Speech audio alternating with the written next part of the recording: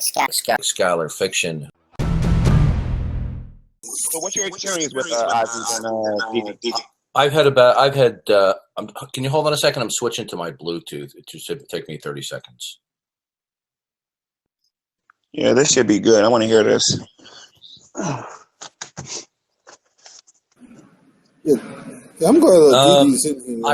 I had two encounters with Ozzy. I think I don't remember which order they were in, but one time either he or I started a dialogue with each other, and then Jack Angstreich came into the room and ended it all. And explained to Ozzy, and I said, "Listen," I said, "if you're going to merely mimic what Jack is requesting," I said, I don't answer Jack Angstreich's questions by proxy." And then he criticized me for saying, "Well, it's still a legitimate question," and he said that was a fallacy. And I said, "No, that's not my point." I said, I'm not going to engage somebody who is acting either willfully or unbeknownst to being a sock puppet for a stalker. I said, "You don't understand what's going on here." So that first encounter didn't go well. The other encounter was he tried to talk about the issue of falsification. I don't even know if that may be somewhere floating around in somebody's channel. And he said that there can't be any. He basically argued that there can't be evidence for something unless it's falsifiable, which means that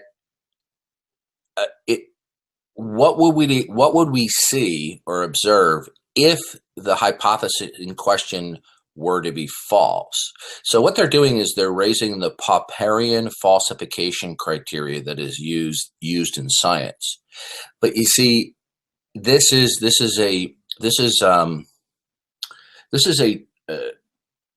kind of mental jujitsu that they're using.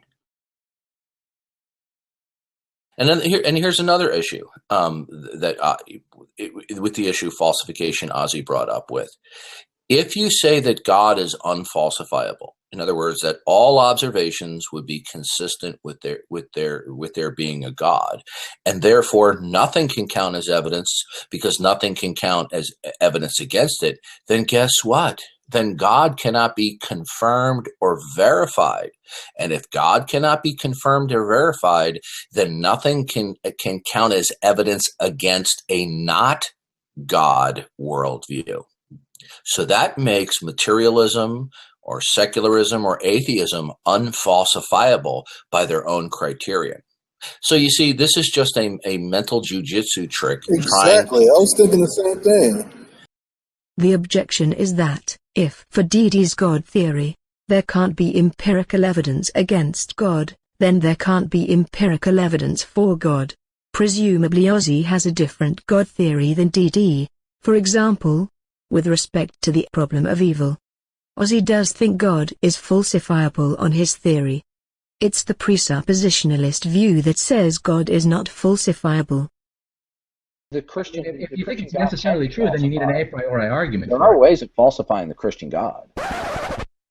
I agree, actually. I think there are ways of falsifying the Christian God. I think the Christian God is falsifiable.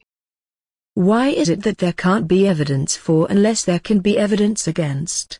One reason is that if an empirical theory explains every conceivable observation, then it explains nothing. Another reason is that it follows from the likelihood principle. Philosopher of science Elliot Sober explains in his book Philosophy of Biology. Why is it desirable that the hypotheses we believe should be refutable? Wouldn't science be more secure if it were invulnerable to empirical disconfirmation? The likelihood principle helps answer these questions. We want our beliefs to be supported by observational evidence. For this to be possible, they must be vulnerable. There must be possible observations that would count against them. And what Jack has been doing is saying, listen, the concept of evidence is crucially tied to the concept of falsification. If a proposition is put forward that is unfalsifiable, then we can't state what the conditions of verification are for it, and we can't state what the conditions of falsification are for it. These two go hand in hand. The likelihood principle says that an observation O is evidence for hypothesis 1 over hypothesis 2, if and only if the probability of the observation given hypothesis 1 is greater than the probability of the observation given hypothesis 2. We can show that O is evidence for H1 over H2 if and only if, not O, is evidence for H2 over H1. This represents the principle that you can only have evidence for, if you can have evidence against. Let's derive this.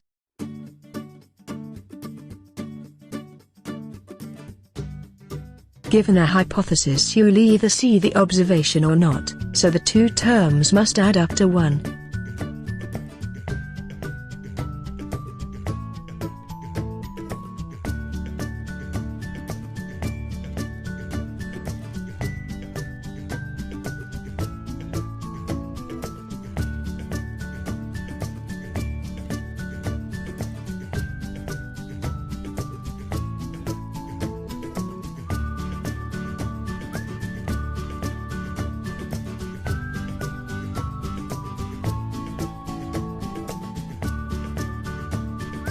Let's use a real-world example.